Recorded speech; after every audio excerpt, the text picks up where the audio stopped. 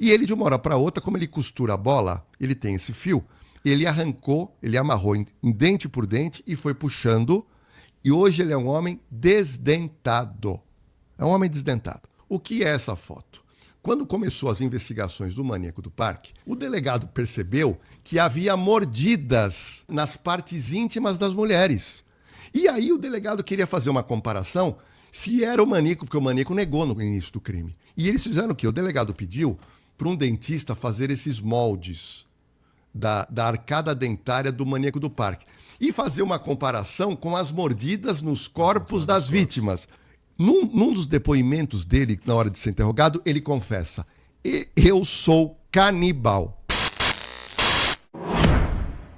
Mais um prejuízo da câmera, bem nessa linha do que o senhor está falando, nós trabalhamos com muita informação nas ruas.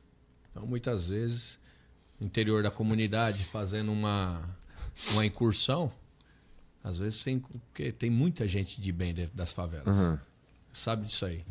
E às vezes você encontrava a Dona Maria lá, Dona Maria, eu tomar um café aqui, tá cheiroso. Você chegava lá, começava a conversar com ela, a mulher simpatizava, não aguenta mais o traficante na porta de casa, falava assim, ó, é a casa do lado ali. Então você saía, entrava em mais meia dúzia de casa, para o cara não se ligar que você tinha saído da casa da Dona Maria, e depois você ia lá e dava o flagrante. Pegava. Só que hoje, como é que a Dona Maria, olhando para a câmera, vendo que tá gravando ela vai falar? Ela sabendo que o advogado... Porque essas imagens vão ser anexadas no processo.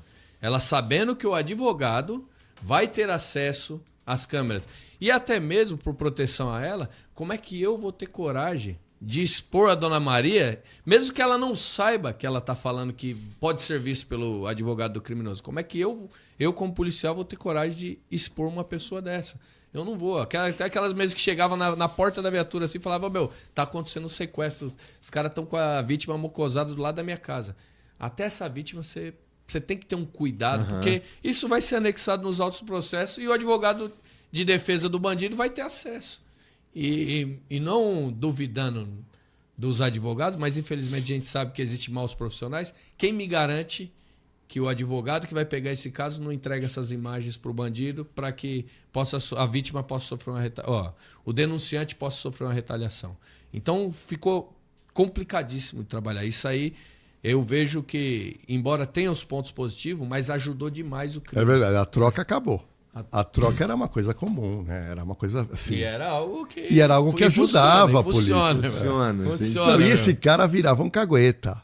Vocês pegavam uma intimidade. Pô, esse cara foi sério. Esse cara virava um cagueta. Então isso acabou. Isso realmente... E o que é isso aí que você trouxe, cara? Tem aí uns dossiês, uma cabeça... Olha, eu sou assim, um aficionado em entrar dentro de um crime. E eu trouxe aqui um crime muito chocante, que é o crime que envolve o maníaco do parque. Que tá para sair, estava me contando aqui. Sim, o maníaco do parque, em tese, em julho, agosto de 2028, ele tem que ir embora porque ele completa 30 anos. Hoje, a lei fala que você tem que cumprir 40, só que essa lei foi posterior ao crime dele. Então, no caso dele, é 30. Outro detalhe, Marcola e Marcinho VP estão para sair. Já estão para sair também. Eles estão quase cumprindo 40 anos. Mas vai fazer diferença, Nantes? Os caras não já mandam mesmo lá de dentro e valeu? Pô? Mas faz. Faz, né, meu? Porque o cara, muitas vezes, talvez o poder de atuação hoje na facção, as facções estão tão bem estruturadas que talvez eles não vai mudar muita coisa no gerenciamento do negócio. Porém, eles são líderes, né? Hoje eles são imagens que fortalecem a facção. Eles geram até esperança nos próximos criminosos que vêm, que estão chegando agora. Falam, não, o cara saiu, ele rodou, ficou 40 anos, mas ele saiu e está de boa agora. Então é complicado. Você demonstra, no ponto de vista meu, uma fraqueza do Estado. Mas por que ele não está ressocializado, não? Pô, 30 anos não dá para ressocializar, não? Diz a lei não? que tá, né? Mas a gente tem outros casos aí que não ficou tão provado que o indivíduo, mesmo com penas tão altas, se ressocializou, né? E agora a gente está falando do maníaco do parque. Não, o maníaco do parque, que é uma pessoa que matou várias meninas lá no Parque do Estado, ele está para sair, ok? E aí a gente recebeu uma informação ano passado que no começo eu não acreditei, que foi informação que ele havia arrancado todos os dentes, que ele seria um homem desdentado. Eu não acreditei inicialmente, fui confirmar e vi que ele era um homem desdentado. Ele arrancou todos os dentes da boca e qual foi a... Enquanto estava preso? Está preso lá. Então o que aconteceu? Como é que ele arrancou? Ele usou uma metodologia antiga do pessoal que morava no interior que não tinha dentista, que você pegar um fio, amarrar no dente e puxar. O dente já estava meio mole, eles puxam.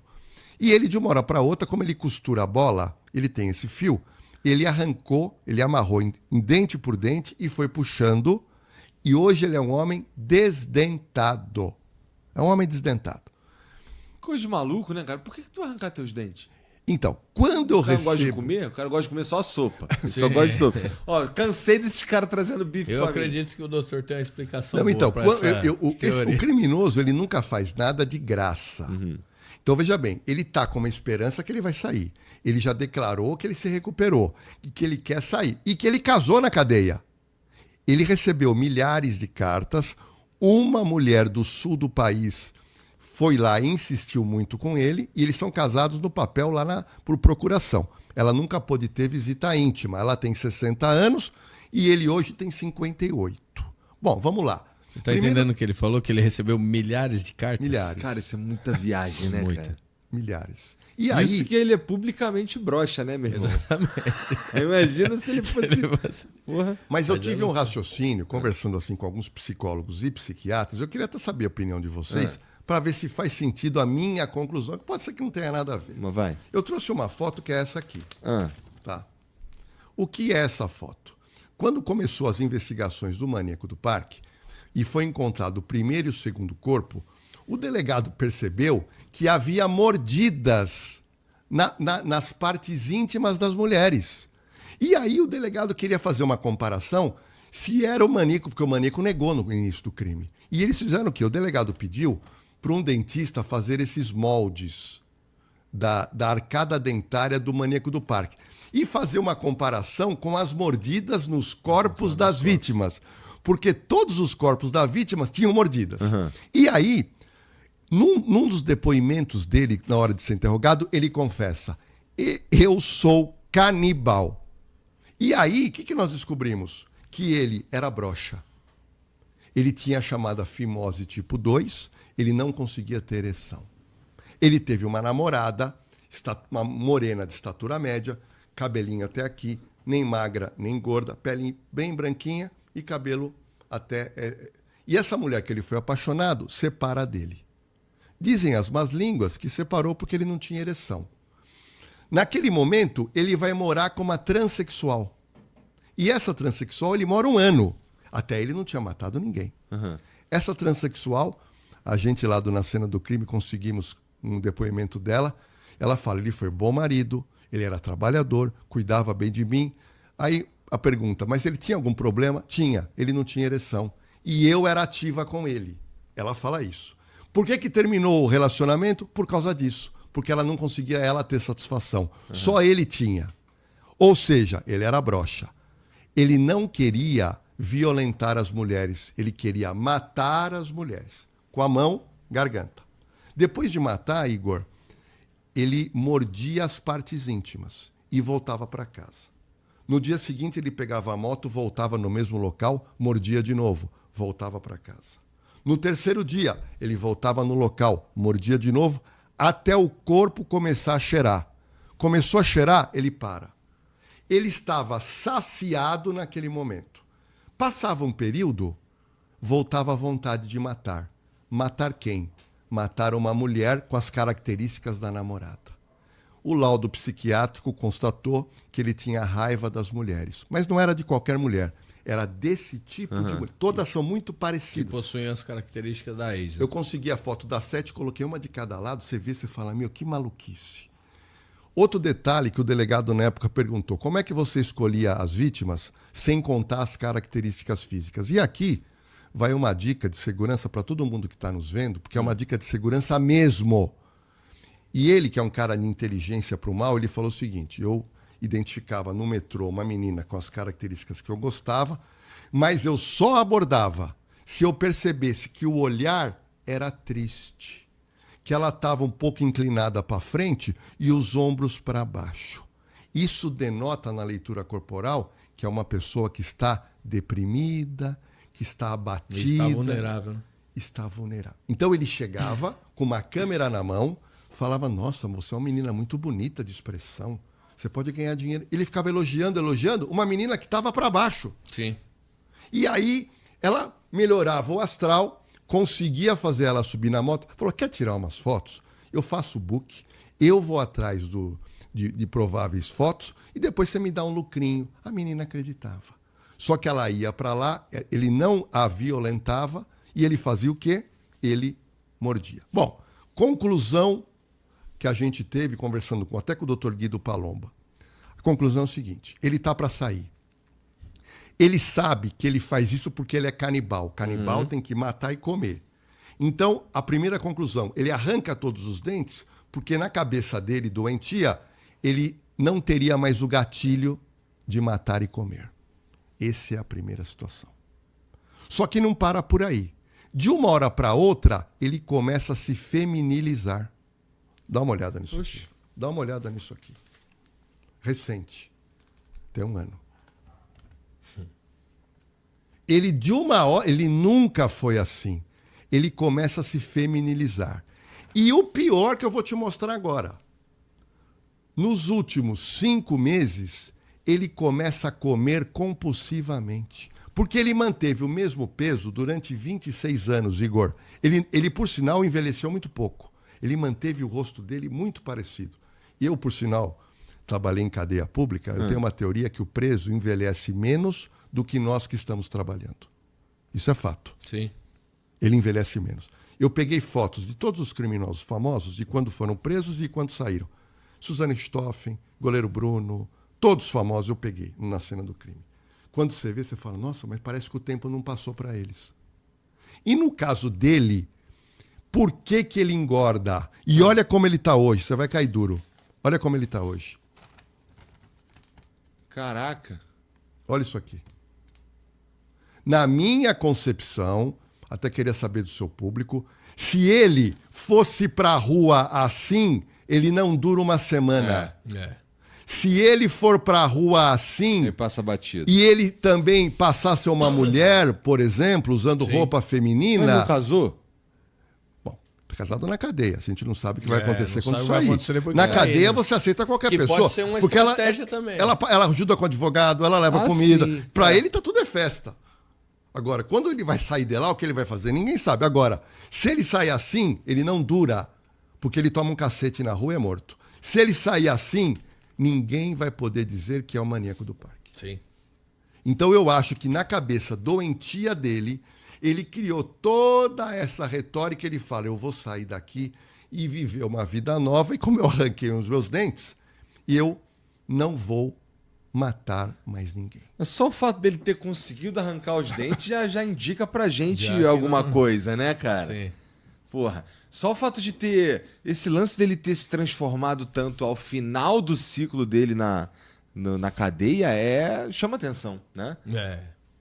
Tem que ter uma motivação. Não é de graça isso. Dá pra entender um certo receio de morrer e tudo mais, mas é uma transformação acentuada, né? Sim. De arrancar os dentes e tudo, caraca.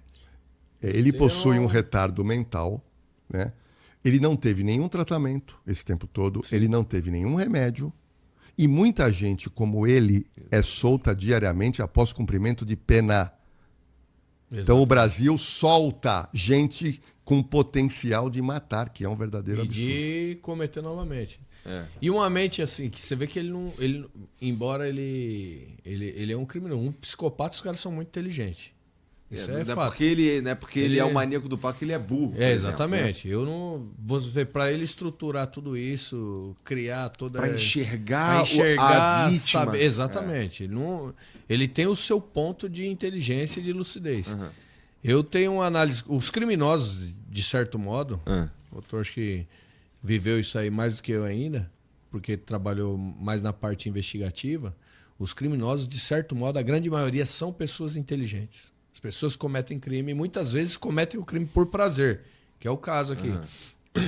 Muitas vezes o bandido que a gente combate no dia a dia, que é o que eu sempre procurei identificar e ir atrás, ele não está atrás do bem da vítima.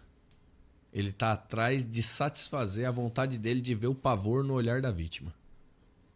O tesão dele é ver o O pavor. tesão dele é ver a vítima apavorada, é aterrorizar. Muitos marginais que se envolvem no mundo do crime, que estão inseridos no mundo do crime, eles não estão mais nem aí porque eles vão levar de vantagem. Muitas vezes é para ver, eles têm satisfazer a lasciva de ver o medo no olhar da vítima, a expressão na vítima. Uhum. Então, assim, e a pessoa quando atinge um nível desse, que eu costumo dizer que muitas vezes é difícil de você recuperar um indivíduo desse.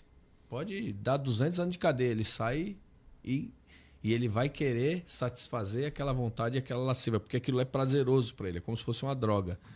E esse indivíduo, Cara, eu acredito nessa teoria que pode ser real, dele tentar segurar o monstro dentro dele, arrancando os dentes. Ou pode Mas ser eu também analiso que, pela inteligência dele, ele pode estar tentando enganar os médicos que vão fazer a avaliação para liberar ele. Vai falar, não, eu mudei, eu não quero mais essa vida, eu não vou fazer mais isso.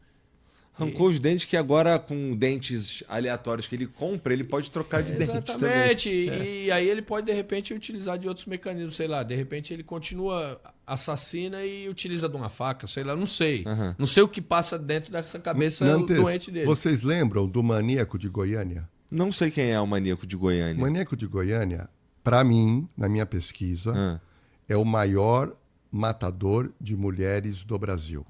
Maior matador, 2015. Um rapaz de 28 para 30 anos, muito bem apessoado. Trabalhava como vigilante armado em Goiânia.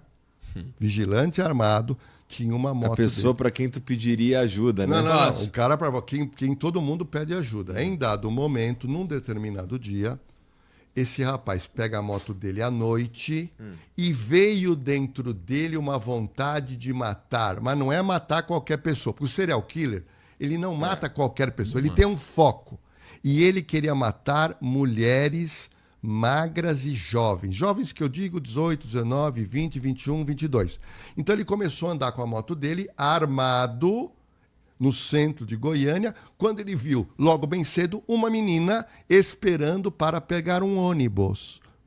Esperando sozinha. Ele se aproximou com um capacete, com roupa até aqui para não ser identificado, tira a arma sem falar absolutamente nada, deu 2 tiros, a menina caiu, ele voltou para casa e foi dormir. Que viagem da porra, mano. Igor, ele fez isso 55 vezes. Sem nenhum interesse de roubar, sem nenhum interesse sexual, nada.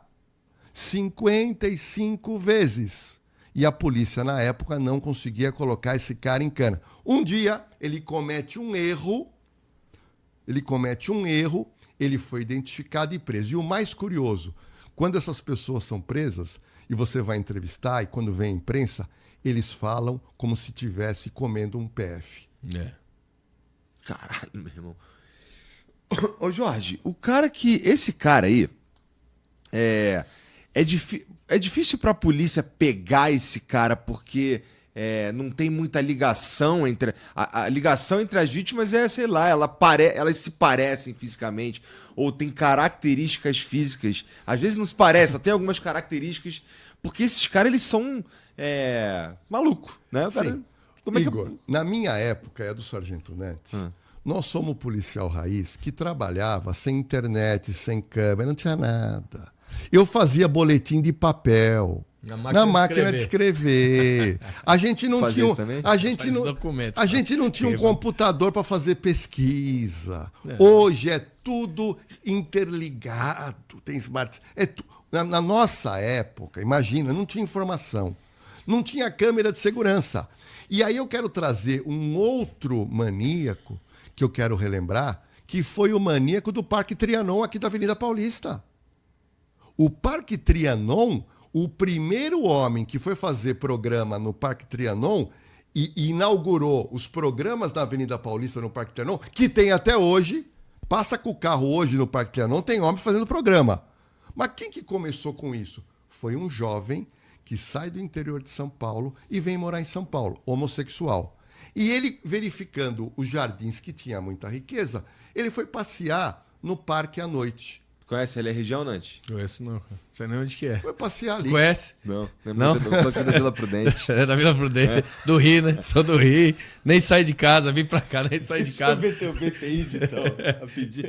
Mas continua. Mas, Igor, ele tá ali andando no parque. O que aconteceu? Para um carro bonito. Com um cara solteiro, meia idade. E faz o quê? Ele faz o quê? A pessoa pergunta, pô, você não quer fazer um programa? Foi do nada. Ele aceita, o cara levou para casa dele, ele faturou um dinheiro e voltou para casa dele. Ele falou, pô, eu posso levantar um dinheiro aqui. E ele começou a fazer isso, só que num determinado dia, ele teve vontade de matar esse cliente. Então eles começaram a beber, mas ele bebia menos e o cliente bebia mais na casa dele. Ele amarrou o cliente na cama, ele fazia isso com todos. Matava a facada, depois tomava um banho, fazia um jantar, roubava o cliente e ia embora. Então a polícia começa a verificar pontos de pessoas mortas em casa. Esse cara, Jorge, ele era um jovem adulto? Ele tinha quantos anos? Ele tinha 23, 24 anos. Entendi. Caraca. E esse cara, depois de uma série de mortes, aí um delegado fala, pera um pouquinho do DHPP, nós temos um serial killer. Mas a pergunta é, como encontrar numa época que não tinha câmera, não tinha nada. Tecnologia zero. E a vítima estava morta. De comunicação. A única coisa que o delegado fez foi procurar a imprensa e colocar, olha, o maníaco do Parque Trianon. Por sorte da polícia, olha que história fantástica. Um jovem estudante da USP sabia que lá tinha virado um pontinho de programa. Foi para lá e fez um programa com o maníaco do Parque Trianon. Eles trocaram na época telefone, mas era telefone fixo. Como ele não voltou lá, o cara passou a ligar para ele e ameaçar. Pô, você não vai vir aqui, eu preciso de dinheiro. E começou a ameaçar, de uma maneira agressiva. Ele falou, porra, não vou nem atender mais esse telefone. Quando ele vê no jornal que tinha um maníaco, falou, é esse filho da mãe. Ele vai, procura o delegado. Por que ele foi? Porque ele era, naquela oportunidade, um homossexual que a família sabia. Então ele não teve medo. E ele quis prestar um apoio para a sociedade, porque ele viu os crimes. Ele foi lá e falou pro doutor, olha, esse cara aqui que vocês estão procurando, eu acho que é o cara que eu fiz programa. E aí o delegado falou, pelo amor de Deus, vamos armar uma casa para esse cara. E aí eles combinaram, ó, você vai ligar numa boa, você marca um encontro no Parque Trianon, eu vou colocar os policiais ali à paisana, e ele foi, e o maníaco do Parque Trianon foi preso. Você sabia que a parada gay é na Avenida Paulista por causa disso? A primeira manifestação em favor do público homossexual foi por causa do maníaco do Parque Trianon. Olha que loucura. Aí ele é preso, eu consegui na cena do crime declarações que ele deu para o delegado, contando o prazer que ele tinha em matar. Prazer em matar, é o que o Nantes falou. É prazer em matar, não precisa de mais nada, é prazer. E aí, depois de 2 anos e meio, ele foi encontrado morto na cela. Aí eu fui investigar. Falei, mataram esse cara. Aí eu fui, não mataram. Ele, na época, vírus HIV. Entendi. Lembra, era uma época nebulosa, ninguém muito sabia. Então, alguma doença, morreu. Esse é um dos maníacos famosos, que é o maníaco do Parque Trianon, que inaugurou a prostituição naquela área. Deixa eu trazer um pouco pro presente, que você falou dele morrer na cela. E recentemente morreu na cela. Ainda não sabemos. Ainda não sabemos direito. Ainda não sabemos. Mas a informação que chegou, eu só queria que tu comentasse pra mim, porque assim, eu fui perguntar pro ChatGPT se era possível um cara se matar dentro de uma cela com a camisa, que foi a informação que saiu aí. Sim. Né? E eu fiquei pensando, como é que esse cara conseguiu se matar com a camisa? Né?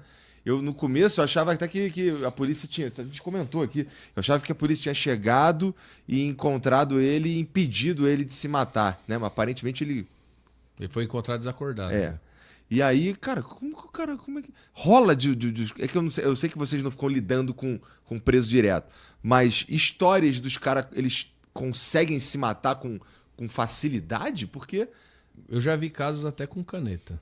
O cara tentar se matar, não conseguiu concluir, mas ele enfiou foi na jugular. valer. Não, enfiou na jugular e, quase veio a óbito, mas ficou cheio de sequelas. existe uma possibilidade, existe. Agora a gente tem que entender contexto, enfim, tem muita coisa. Primeira coisa, eu também fui fazer uma pesquisa porque minha assessoria me manda e fala assim, não, ele está vivo. Foi, mas tem a declaração da PF, a nota da Polícia Federal falando que ele já teve morte cefálica. Aí, de fato, depois de várias pesquisas, ainda não existe uma declaração oficial da Secretaria de Saúde do Estado de Minas. Para valer. Falou que saiu uma nota ontem à noite da Secretaria de Saúde falando que ele ainda está internado na CTI em estado gravíssimo. Tá.